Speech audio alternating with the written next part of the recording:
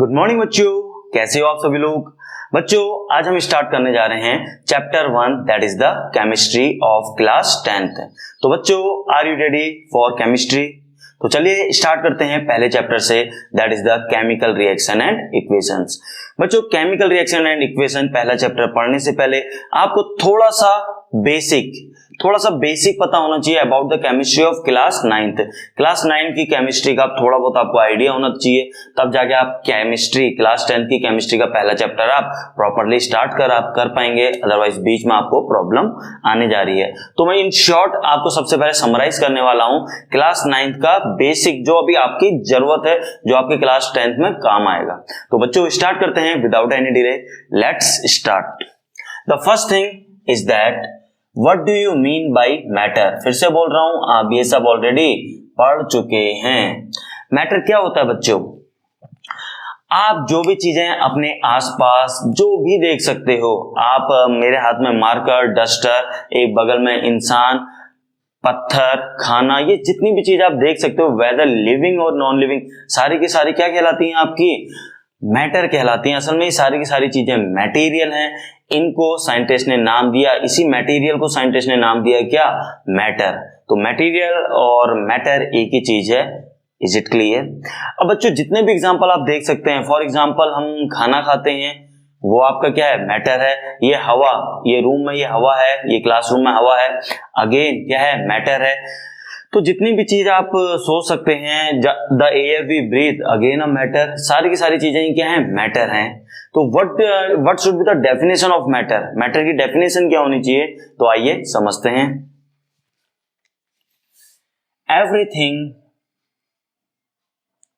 everything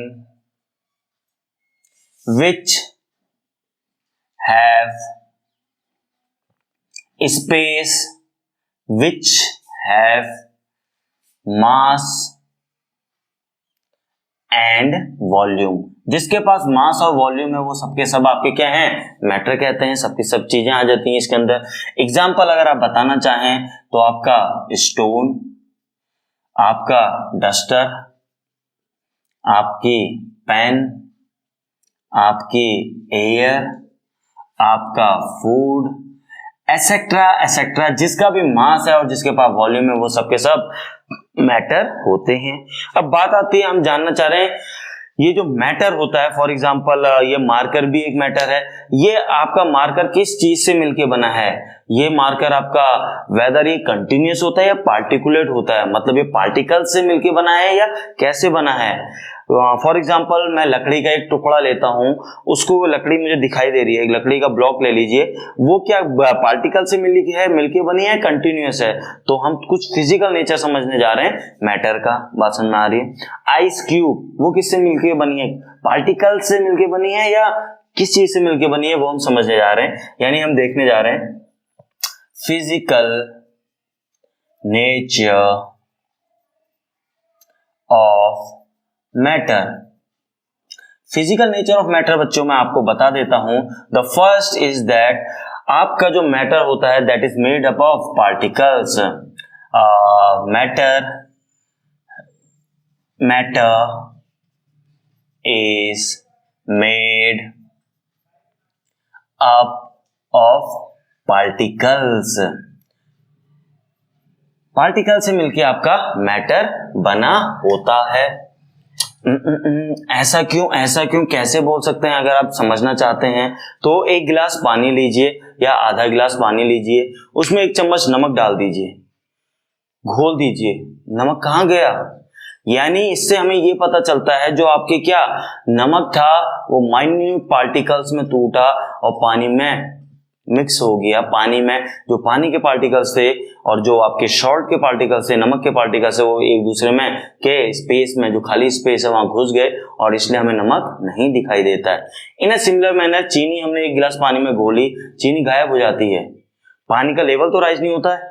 आपने आधा गिलास पानी लिया, 1 चम्मच चीनी डाली, क्या पानी का लेवल राइज होता है, नहीं होता है। यानी वो चीनी घुल जाती है और उन पार्टिकल किसके, पानी के पार्टिकल्स के स्पेस के बीच में घुस जाती है। तो पानी का लेवल नहीं बढ़ता है। यहां से हमें कुछ ये इंडिकेशन मिलता है कि क्या आपका मैटर क्या है, मेड अप ऑफ पार्टिकल, छोटे छोटे पार्टिकल से मिलके बना है। अब बात आती है कितने छोटे कितने बड़े, साइज ऑफ पार्टिकल पे बात आती है, तो मैं लिख रहा हूं they are made up of very small particles, they are made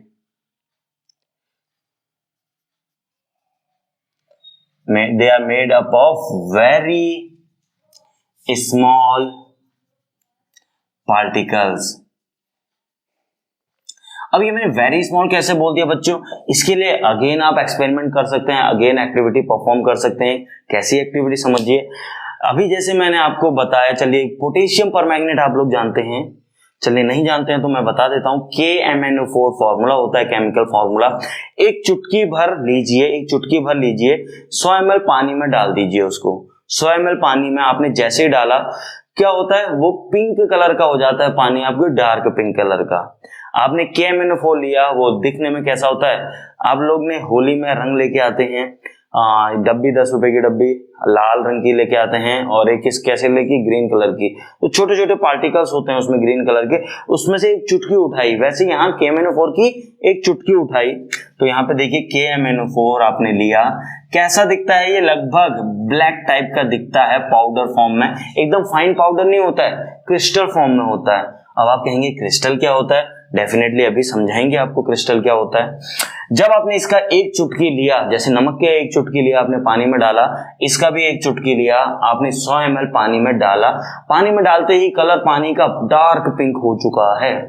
अब आपको क्या करना है, कुछ नहीं, 10 ml निकालना है, उसमें से 90 ml दूसरे प्योर पानी में उसे डाल देना है। आप क्या देखते हैं, अरे अगला वाला भी पिंक हो गया, पहले वाले से थोड़ा कम। फिर आपने क्या किया, नेक्स्ट सॉल्यूशन में से फिर थोड़ा सा 10 ml निकाला और प्योर वाटर में 90 ml प्योर वाटर में फिर से 10 ml सॉल्यूशन डाल दिया। आपने देखा अरे फिर से कलर्ड, ऐसे करते करते 8-10 बार आपने करा, तो आपको नहीं क्या देखा, सबसे वाला, यानी घूम फिर के आप कर क्या रहे हैं, आप डाइल्यूट कर रहे हैं, डाइल्यूशन कर रहे हैं। डाइल्यूशन मतलब असर कम कर रहे हैं उन चीजों का। फॉर एग्जाम्पल आपने देखा होगा मार्केट से जब आप रसना लेके आते थे, सीसी में मिलता है रसना, जब उसे आप डायरेक्ट एक ढक्कन पियोगे काफी कड़वा होता है, यानी आपको उसकी कंसंट्रेशन कम करने की जरूरत है, उसका असर कम करने की जरूरत है। तो आप क्या करते हैं, उसमें पानी डाल देते हैं, आप पीते हैं, बड़ा अच्छा लग रहा है, अरे वाह, बात समझ में आ रही है। तो कंसंट्रेशन मतलब डाइल्यूट करना मतलब किसी चीज का कंसंट्रेशन कम करना, मतलब उसका असर कम करना। तो जो भी मैंने एग्जांपल बताया, आपने एक चुटकी KMnO4 लिया, फिर उसमें से थोड़ा सा सॉल्यूशन प्योर वाटर में डाला, फिर जो नया सॉल्यूशन बना उसका फिर थोड़ा सा 10 ml निकाला, नए प्योर पानी में डाला, ऐसे 8-10 बार करा, तो आपने क्या पाया, लास्ट वाले में हल्का हल्का पिंक कलर अभी भी है। तो यहां से हमें एक आइडिया मिल गया, यार मैंने इतना डाइल्यूशन किया और इतना सा लिया था एक चुटकी भर, और वो अभी लास्ट वाले 10 बार जब मैंने एक्टिविटी करी, वहां भी हल्का हल्का पिंक कलर दिख रहा है, यानी वो चुटकी पहले कितनी छोटे छोटे पार्टिकल में डिवाइड हुई होगी कि लास्ट वाले में मुझे कलर दिख रहा है, पिंक कलर।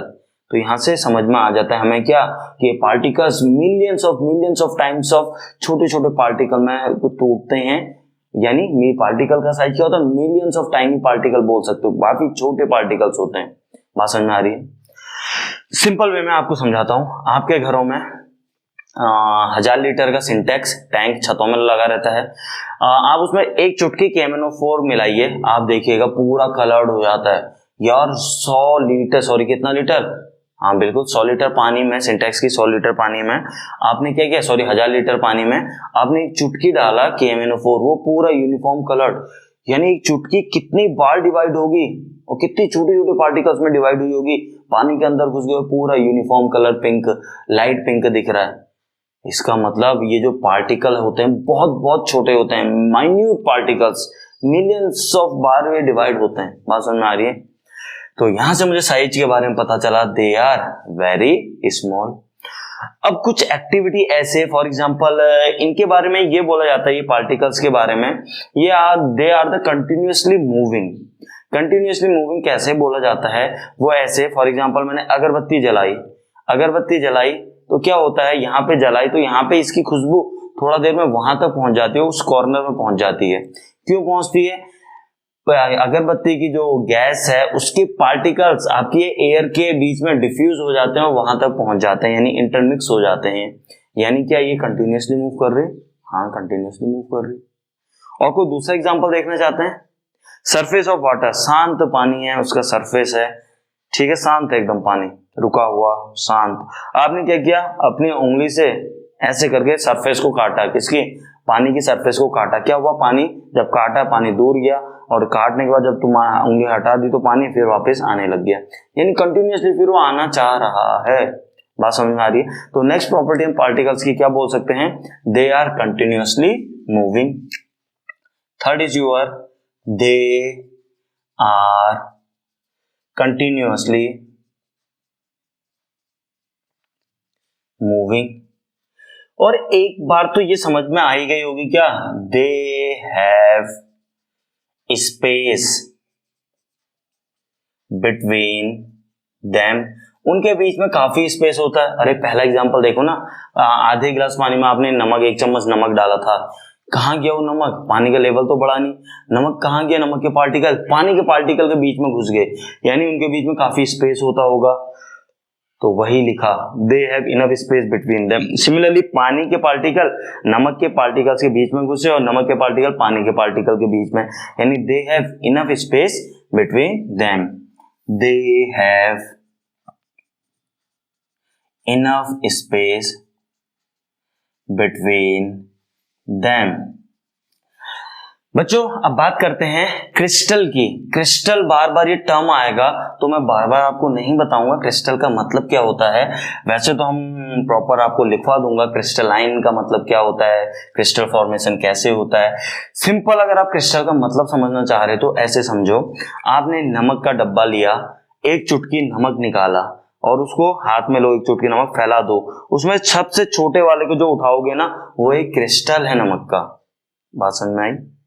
सिमिलरली आपने होली का रंग 10 रुपए की डिब्बी लेके आते हैं जो पक्का रंग होता है, उसमें से एक काम करो, हरा रंग निकालो। कैसा होता है, अलग अलग शेप का, बड़ा साइज छोटा साइज, छोटे छोटे छोटे बड़े बड़े क्रिस्टल टाइप के होते हैं, उनमें से थोड़ा सा कलर चुटकी भर निकालो, फैलाओ, उनमें से एक उठा लो, वो क्या है, एक क्रिस्टल। पार्टिकल मत बोल देना, पार्टिकल तो अभी हमने समझा कि मिलियंस ऑफ टाइम्स ऑफ काफी छोटा होता है, अभी तो हमने समझा काफी छोटा होता है, तो एक पार्टिकल उठाया मत बोलना, एक क्रिस्टल उठाया जरूर बोल सकते हैं।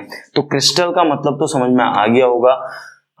तो क्रिस्टल अभी डेफिनेशन बाद में लिखवाएंगे, अभी बेसिक आइडिया आपको पता होना चाहिए ताकि आप गलती ना करें समझने में। तो यहां से हम एक चीज ये बोल सकते हैं क्या, वो ये कि क्रिस्टल किसी भी चीज का, भले ही वो सॉल्ट का हो, भले ही वो KMnO4 का हो, भले ही वो किसी का होगा, वो क्या होता है, मच मच ग्रेटर देन, क्या साइज की बात कर रहे हैं हम, पूरा ही लिख लेते हैं, चलो यहीं पे लिखते हैं। देखो, साइज ऑफ क्रिस्टल क्या है, is much much greater than size of particle. अब ऐसी गलती मत करना, ये था आपका बेसिक। अगर ये बेसिक आपको क्लियर हुआ, अब आप एलिजिबल हैं कि आप क्लास 10 का चैप्टर नंबर 1 स्टार्ट कर सकते हैं। तो बच्चों यहाँ पे आपको शायद ये बेसिक फिजिकल प्रॉपर्टी पता चली होगी आपके मैटर के बारे में। कुछ बच्चों को थोड़ा इस पे डाउट रह जाता है, वो बोलते हैं sir they are continuously moving, आपने समझाया तो सही, थोड़ा और मतलब हजम नहीं हो रहा, डाइजेस्ट नहीं हो रहा है। अरे बच्चों एक दो एग्जांपल और ले लेता हूं आपके सामने, देखिए फॉर एग्जांपल परफ्यूम, इस क्लासरूम के इस कॉर्नर पे परफ्यूम मैंने डाला और लास्ट स्टूडेंट वहां पे स्मेल कर सकता है कि मैंने इस कमरे में परफ्यूम डाला, तो क्या कंटिन्यूअसली मूव नहीं कर रहा है वो? Yes, definitely they are continuously moving. और अगर बैठे समझना चाहते हैं तो आइए देखते हैं। ये मैंने एक बीकर लिया, बीकर में मैंने क्या किया, यहाँ पे शहद जानते हो, हनी डाल दी, और यहां से धीरे धीरे H2O यानी पानी डाला, तो धीरे धीरे क्या हो जाएगा, इसमें पानी भर जाएगा। अब इसको छोड़ दीजिए सुबह से शाम तक या 2-4 घंटे के लिए, आप देखेंगे क्या, ये हनी अपने आप क्या धीरे धीरे पानी के अंदर, इधर हनी के पार्टिकल्स पानी में धीरे धीरे पूरा घुल जाते हैं और पूरे यूनिफॉर्मली मिल जाते हैं। इसका मतलब पार्टिकल्स क्या हैं, कंटिन्यूअसली मूविंग। अब अगर मैं अब ऐसे ही आप इंक का एग्जांपल ले सकते हैं, एक बीकर में पानी लीजिए, ऊपर से इंक की ड्रॉप डालिए, इंक की ड्रॉप आपको नीचे जाते हुए दिखेगी, प्लस साइडों में फैलते हुए दिखेगी, अगेन डिफ्यूज हो रही है, कंटिन्यूअसली मूव कर रही है। अब कुछ स्टूडेंट इसको ऐसा बोल देते हैं कि ये तो ग्रेविटी के कारण नीचे आ रही है, इसलिए वो कंटिन्यूअसली मूविंग है। इसी ये जो आपका कमेंट आप लोग करते हैं, इसीलिए मैंने पहले हनी ले लिया बॉटम में हनी ले लिया, पानी ले लिया। अब यहाँ तो ऐसा नहीं है कि मैं हनी बाद में डाली, एक गिलास पानी में मैंने हनी बाद में डालता तब आप कहते ग्रेविटी के कारण हनी आपका नीचे तक पहुंच गई।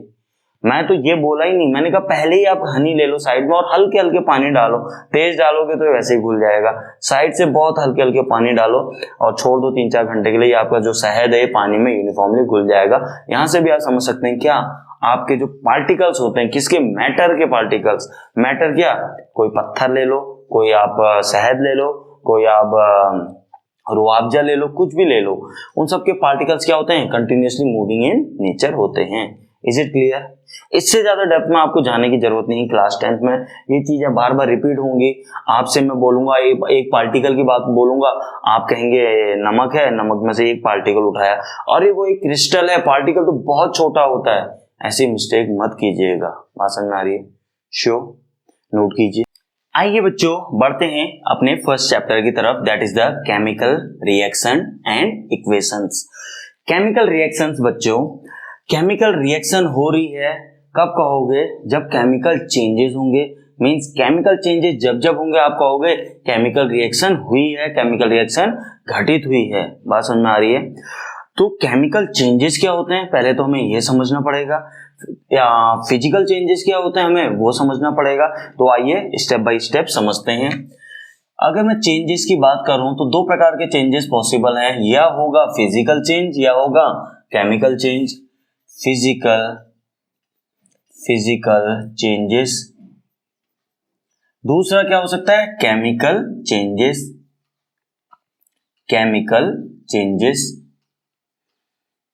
अब समझो physical changes and chemical changes में पहले हम समझने जा रहे हैं फिजिकल चेंजेस। फिजिकल चेंजेस कब हुए हैं आप कहते हो, जब आपका इफ अ सब्सटेंस उसका साइज या शेप चेंज हो गया, या उसने अपनी स्टेट चेंज की है, यानी सॉलिड लिक्विड गैस, यानी स्टेट चेंज कर ली, पहले सॉलिड था तो अब लिक्विड हो गया, तो ऐसे कुछ सिचुएशन है तो वहां पे हम बोलते हैं physical changes, provided it's chemical composition should not change. मतलब पहले अगर ये फॉर एग्जांपल CO कुछ था, इसका लेट अस सपोज CO2 की बात कर रहे हैं, पहले CO2 था, बाद में भी CO2 ही होना चाहिए। अगर CO2 के अलावा कुछ और बन गया यानी केमिकल कंपोजिशन चेंज हो गया, तो यानी वो फिजिकल चेंज नहीं है, केमिकल चेंजेस हैं। बात समझ में आ रही है? एग्जांपल समझाता हूं फिजिकल चेंजेस का। मैंने क्या बोला, शेप और साइज अगर बदलता है या इसकी स्टेट बदलती है, स्टेट मतलब solid liquid gas, but its composition, chemical composition should not change. For example समझते हैं। एग्जाम्पल, आप टीयरिंग ऑफ पेपर है आपके पास, टीयर कर देते हैं, क्या इसका शेप चेंज हुआ, फिजिकल चेंजेस। वाटर को हीट करते हैं, किसमें चले गया, वेपर फॉर्म में, तो वाटर को हीट किया, वेपर फॉर्म में चले गया, स्टेट चेंज हो गई, क्या केमिकल कंपोजिशन चेंज हुआ, बिल्कुल नहीं हुआ। क्यों नहीं हुआ केमिकल कंपोजिशन चेंज, शुरू में उसका केमिकल कंपोजिशन H2O था, जब वो वेपर फॉर्म में आ गया यानी गैसियस फॉर्म में आ गया, तब भी उसका फॉर्मूला H2O ही है। तो समझ में आया होगा आपको फिजिकल चेंजेस का मतलब, समझ में आया? वैसे ही घी को आप जाड़ों में, जब घी होता है वो सॉलिड फॉर्म में होता है, उसको आप गर्म कर दो तो क्या सॉलिड वाला घी गर्म हो गया, लिक्विड फॉर्म में आता है, स्टेट चेंज हो गई, लेकिन अभी भी तो घी है, अभी भी तो उसका केमिकल फॉर्मूला वही है, यानी फिजिकल चेंज हुआ है। केमिकल चेंज हुआ है कब कहते हैं हम, केमिकल चेंज हुआ है तब कहते हैं जब उसका केमिकल कंपोजिशन ही चेंज हो जाता है। केमिकल कंपोजिशन चेंज होने का मतलब कुछ नया बन जाता है। तो केमिकल चेंजेस हम कब कहते हैं, जब किसी एक सब्सटेंस से हमें कुछ नया सब्सटेंस मिल जाता है, तब हम कहते हैं केमिकल चेंजेस हुए हैं। नया सब्सटेंस मतलब उसका फॉर्मूला चेंज हो गया होगा, केमिकल फॉर्मूला, तभी तो हम उसे नया सब्सटेंस बोलेंगे। तो केमिकल चेंजेस कब बोलेंगे, जब उसका केमिकल फॉर्मूला ही चेंज हो जाए, यानी कुछ नया मिल जाए, उसको हम बोलते हैं केमिकल चेंजेस। बात समझ में आ रही है? फॉर एग्जाम्पल आप सुनना चाहते हैं तो सुनिए। घरों में गर्मियों के दिनों में दूध को खुला छोड़ दीजिए, 2-3 घंटे बाद देखना क्या बन जाता है, दूध फट जाता है, केमिकल चेंजेस हो जाते हैं। ये डे टू डे लाइफ वाला एग्जांपल ले रहा हूं। अगर केमिस्ट्री से रिलेटेड लूं तो सुनो, मैग्नीशियम ऑक्सीजन से रिएक्ट करता है under certain condition to form magnesium oxide. शुरू में Mg था, अब MgO हो गया, यानी क्या हुआ है, Mg से MgO, फॉर्मूला चेंज हो गया, यानी केमिकल चेंजेस हुए हैं। सिमिलरली कुछ भी एग्जांपल आप सोच सकते हैं। सिमिलरली अगर मैं बोलूं आपका करोजन, जंक, बात समझ में आ रही है। पहले Fe था, बाद में क्या हो गया, जंक लग गया, तो उसका केमिकल फॉर्मूला चेंज हो गया, ऑक्साइड बन गई, या Fe3O4 या Fe2O3, लेटर ऑन बात करेंगे। और किसके बारे में, ऑक्साइड्स ऑफ आयरन के बारे में। तो ये जो मैं आपको चीजें समझा रहा हूं, आपको हवा लग रही होगी डेफिनेटली। तो अब स्टेप बाय स्टेप एक एक करके मैं आपको दोनों चीजें लिखवा देता हूं, definition as well as example. Is it clear? इस प्रकार अ फिजिकल चेंज हम कब कहते हैं, देखिए, a physical change occurs when substance changes it's state, shape, size but doesn't change it's chemical composition. Very very important. Example क्या है, tearing of paper, heating of solid ghee, cutting would को, लकड़ी को काटो, छोटा हो जाएगा साइज और शेप चेंज हो जाएगा, यानी फिजिकल चेंज हुआ है। हीटिंग वाटर टू वेपर, देखो यहाँ पे ये है आपका वाटर, वो भी लिक्विड फॉर्म में है, इसको आपने हीट किया, क्या हुआ, ये निकल के आया वाटर, वो भी किस फॉर्म में, गैसियस फॉर्म यानी वेपर फॉर्म में। क्या केमिकल फॉर्मूला चेंज हुआ, पहले भी 2 H2 थे, अभी भी 2 H2, एक ऑक्सीजन एटम। इस प्रकार केमिकल कंपोजिशन चेंज नहीं हुआ है, केवल लिक्विड से नई स्टेट में पहुंच गया, तो ऐसे में हम क्या बोलते हैं, केवल फिजिकल चेंज हुआ है। Is it clear? अब हम बात करने जा रहे हैं, what do you mean by chemical changes. Shall I write here itself? तो आइए देखते हैं। A chemical change occurs, chemical change occurs when substance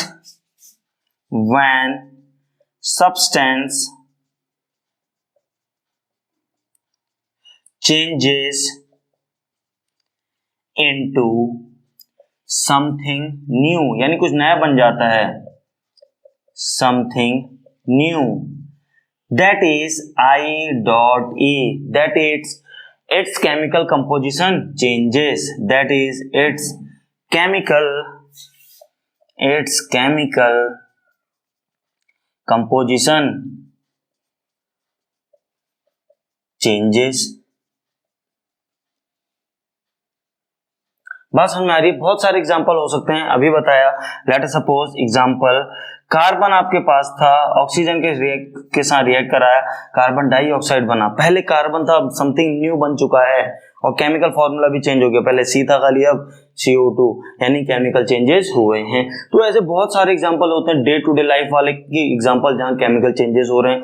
step by step एक एक करके अभी हम देखने जा रहे हैं। उससे पहले केमिकल चेंजेस को थोड़ा सा और समझते हैं बच्चों। देखो, केमिकल चेंजेस, ठीक है, डेफिनेशन आपको समझ में आ गई, उससे आप बता सकते हैं कब केमिकल चेंज हो रहा है, कब नहीं। देखो, कभी कभी हमें सिम्टम से पहचानना पड़ता है कि केमिकल चेंज हो रहे हैं या नहीं, क्योंकि हर वक्त आपको पूरा केमिकल फॉर्मूला लिख के तो नहीं देगा। फॉर एग्जांपल बोल देगा बैरियम सल्फेट बन रहा है, अरे बैरियम सल्फेट होता क्या है, फॉर्मूला क्या होता है, केमिकल फॉर्मूला कैसे बताऊं, नहीं बता पा रहा हूं ना। तो ऐसी सिचुएशन में जब तक मुझे टोटल डिटेल नहीं पता है, तो हम सिम्टम से भी एक रफ आइडिया लगा सकते हैं, उसके बेस पे हम बोल सकते हैं क्या केमिकल चेंजेस हुए हैं या नहीं। फॉर एग्जाम्पल समझिए, सिम्टम मतलब समझिए, आपको बुखार आया है, तो आप क्या, घर वाले मम्मी पापा आपका हाथ पकड़ते हैं, टेम्परेचर देखते हैं, उस बेसिस पे बोलते हैं कि आपको बुखार हाँ आया है या नहीं आया है। वैसे ही सिम्टम, देखो बुखार कैसे पकड़ा, टेम्परेचर की हेल्प से। वैसे ही केमिकल चेंजेस हो रहे हैं, आप ऐसे भी बता सकते हैं। कैसे? यदि कभी हाइड्रोजन गैस इवॉल्व हो रही है, हाइड्रोजन गैस निकल रही है, उड़ रही है, यानी पक्का समझ जाइए केमिकल चेंजेस हो रहे हैं। अरे कोई A+B रिएक्ट करा to form something new D, और साथ में हाइड्रोजन गैस निकल रही है, माचिस लगाई, आग लगाई, निकल रही है, हाइड्रोजन गैस उड़ रही है, इसका मतलब हाइड्रोजन गैस कुछ नया चीज बना है, तो पक्का सब्सटेंस का केमिकल फॉर्मूला भी चेंज हुआ होगा, यानी केमिकल चेंज हुआ है। सिमिलरली प्रेसिपिटेट फॉर्म कभी होता है, आपको कभी कोई क्वेश्चन दिया, ये रिएक्ट कर रहा है इसके साथ टू फॉर्म ये, साथ में प्रेसिपिटेट ये बन रहा है। जब भी प्रेसिपिटेट बना है तो समझ जाइए कि अगेन केमिकल चेंजेस हुए हैं। अब बात आती है ये प्रेसिपिटेट होता क्या है। बच्चों कभी आप देखिएगा, अभी आपको बताएंगे नेक्स्ट लेक्चर में, जब कोई आप सब्सटेंस ए और बी को रिएक्ट करा रहे हैं, कुछ सब्सटेंस सी और डी मिल रहा है। मान लीजिए जब मैंने ए बी को रिएक्ट कराया, सी नया कंपोनेंट बना फटाफट सॉलिड फॉर्म में और वो नीचे बैठ गया उसके सरफेस के नीचे, और वो सॉलिड फॉर्म हो गया, नीचे बैठ गया, इसी को हम बोलते हैं प्रेसिपिटेट बनना। समझिए फॉर प्रेसिपिटेट कैसा दिखता है, देखिए समझिए। एक कांच का गिलास, मीन से लैब में से एक गिलास उठा लीजिए, ट्रांसपेरेंट गिलास, पानी रख लीजिए फुल, उसमें रेता या चीनी डालिए, थोड़ा सा उसमें चीनी डालिए, चीनी के मॉलिक्यूल कैसे नीचे आके बैठते हैं वैसे ही नीचे आके वो सॉलिड बैठ जाते हैं। या रेता का एग्जांपल ले लीजिए, रेत थोड़ा सा डालिए, धीरे धीरे दिखते दिखते नीचे बैठ जाती है।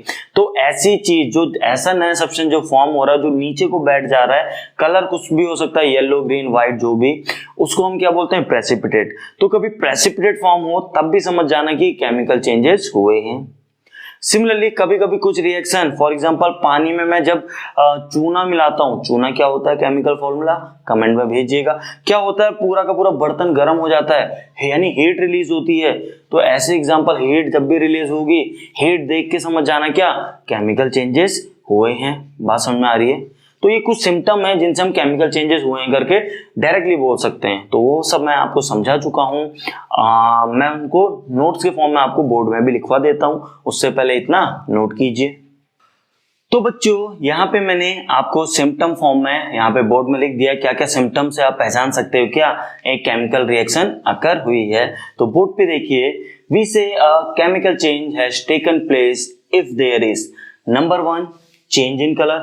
अगर कलर में बदलाव होता है, दो सब्सटेंस मिलकर कुछ नया बना रहे हैं और उसके कारण नया बनने से कलर चेंज हो गया। बात समझ में आ रही है? तो आप कहेंगे केमिकल चेंज हुआ है। Evolution of a gas, hydrogen gas evolve, अभी आपको एक्सप्लेन किया था, या कोई भी गैस इवॉल्व हो कोई फर्क नहीं पड़ता है। चेंज इन टेम्परेचर अभी समझाया था। प्रेसिपिटेट फॉर्मेशन अभी आपको एक्सप्लेन किया था। तो ये सारे के सारे सिम्टम है जिनको देख के भी आप बोल सकते हैं केमिकल चेंजेस हो रहे हैं। आइए प्रेसिपिटेट फॉर्मेशन को थोड़ा सा देख लेते हैं। अब बात आई है तो देखिए, लेड नाइट्रेट आप लोग जानते हैं, फिलहाल तो आप अभी कुछ नहीं जानते होंगे। लेड नाइट्रेट को मैंने क्या किया, पोटेशियम आयोडाइड के साथ रिएक्ट करवाया टू फॉर्म, मेरा क्या बना, लेड आयोडाइड। लेड आयोडाइड बना बच्चों PbI2, एंड मेरा क्या बना, पोटेशियम KNO3। ये बैलेंसिंग वगैरह क्या होती है छोड़ो। अब यहाँ पे जो ये कंपाउंड होता है बच्चों, वो कंपाउंड क्या होता है, जब जैसे ही इन दो को रिएक्ट करवाते हैं, दोनों ट्रांसपेरेंट पानी के जैसे दिखते हैं। एक टेस्ट ट्यूब में ये लिया, एक टेस्ट ट्यूब में ये लिया, दोनों को जैसे मिक्स किया, अचानक क्या होता है, पीले कलर का एक कंपाउंड फॉर्म होने लगता है और वो नीचे नीचे बैठने लग जाता है। बीकर जो बर्तन है, जो वेसल है, जो टेस्ट ट्यूब है, उसमें नीचे नीचे बैठने लग जाता है। वो येलो कंपाउंड है, येलो कलर का, और उसी को हम नीचे बैठता है, वो सॉलिड को हम क्या बोलते हैं, प्रेसिपिटेट। प्रेसिपिटेट, बात समझ में आ रही है? और ये तो वाटर सॉल्युएबल होता है, ये तो सॉल्युएबल होता है। All salts of potassium, all salts of potassium are water soluble. Means ये तो घुल गया, ये तो दिखेगा ही नहीं आपको, मिक्सचर है, मतलब सॉल्यूशन है, और ये बैठा हुआ दिखेगा, प्रेसिपिटेट फॉर्म हुआ। तो जब भी आपसे क्वेश्चन में बोल दे प्रेसिपिटेट फॉर्म हुआ है, आंख बंद करके कहो केमिकल चेंज हुए हैं। या अगर रिएक्शन लिख दी तो रिएक्शन लिख दी तो यार पहले ये था, अब फॉर्मूला ही केमिकल कंपोजिशन ही चेंज हो गया, अब तो देख के ही बोल सकते हो। क्या आपको इतनी बात समझ में आ रही है? शो। तो चलिए बच्चों, अब मैं आपको कुछ ऐसे daily life observations, daily life examples बताने जा रहा हूं जहां केमिकल चेंजेस हो रहे हैं। फॉर एग्जांपल करोजन, जंग लगता है बाहर आपकी लोहे की सीढ़ियां, ऐसे बहुत सारे एग्जांपल। चलिए एक एक करके मैं बोर्ड पे आपको नोट करवाता हूं। बच्चों कुछ डेली लाइफ ऑब्जर्वेशंस जहां पे आपके केमिकल चेंजेस हो रहे हैं। फॉर एग्जांपल आप लोग जानते हैं, अभी आपको थोड़ा देर पहले बताया, आयरन, लोहा, या आपका तवा जिसमें आप रोटी बनाते हैं, या आपकी लोहे की सीढ़ियां, बरसात का मौसम, क्या ह्यूमिड एटमॉस्फेयर, जंग लगता है, उसको हम करोजन बोलते हैं। क्या है, केमिकल चेंज हुआ, तभी तो करोजन, एक नया कंपाउंड फॉर्म हुआ, केमिकल चेंजेस। सिमिलरली वही सारे पॉइंट और क्या हो सकते हैं, आपका फूड, आप खाना खाते हैं, क्या होता है, वो फूड डाइजेस्ट होता है आपकी बॉडी में, यानी फूड कन्वर्ट हो जाता है एनर्जी की फॉर्म में, यानी ग्लूकोज की फॉर्म में। तो आपने खाया कार्बोहाइड्रेट्स, कन्वर्ट किस में हो गया, ग्लूकोज में, यानी केमिकल फॉर्मूला चेंज हो गया, यानी केमिकल चेंजेस हुए हैं। ऐसे ही आप दिन भर दूध को खुला छोड़ दीजिए, गर्मियों के दिन में फट जाता है, कुछ नया चीज बन जाता है, यानी कुछ केमिकल चेंजेस उसमें हो चुके हैं। सिमिलरली आप ग्रेप्स, आप जानते हो ग्रेप्स गेट्स फर्मेंटेड, अगेन किसका एग्जांपल है आपका, again it is an example of chemical changes. Similarly हम जो सांस लेते हैं, वी रेस्पिरेशन जो प्रोसेस करते हैं, अगेन केमिकल चेंजेस की प्रोसेस है। तो ये डे टू डे लाइफ जो भी मैं एग्जांपल बोल रहा हूँ, ये क्या है, ये यहाँ भी आपके डेली लाइफ में जो ये ऑब्जर्वेशंस हैं, यहाँ पे भी आप केमिकल चेंजेस देखते हैं। तो ये मैंने आपके लिए पॉइंट वाइज आपके बोर्ड पे नोट कर दी, ताकि आप सिस्टमेटिक नोट्स भी साथ ही साथ प्रिपेयर कर सकें। पहला एग्जांपल करोजन वाला समझा दिया, अगर लोहे में आयरन में लगता है तो उसको नाम रस्ट हम दे देते हैं। दूसरा, milk is left open during summer, समझ चुके हो। Grapes gets fermented, food is cooked, food get digested in our body, we respire यानी रेस्पिरेशन प्रोसेस। ये सारे के सारे क्या हैं आपके, किसके एग्जांपल हैं, केमिकल चेंजेस के एग्जांपल हैं from day to day life. Is it clear? तो बच्चों आज की क्लास में हमने क्या देखा, हमने बेसिक देखा पहले चैप्टर का, that is the chemical reaction and equation. कल की क्लास में हम chemical reaction as well as equation देखेंगे, वर्ड इक्वेशन देखेंगे, कैसे आप वर्ड इक्वेशन से केमिकल इक्वेशन में आए, उसके बाद उनको और इंफॉर्मेटिव कैसे बनाया सिस्टमेटिक वे में, हम कल लेक्चर हम कंटिन्यू करेंगे। इज इट क्लियर बच्चों? तो मिलते हैं कल की क्लास में। Till then thank you and have a nice day.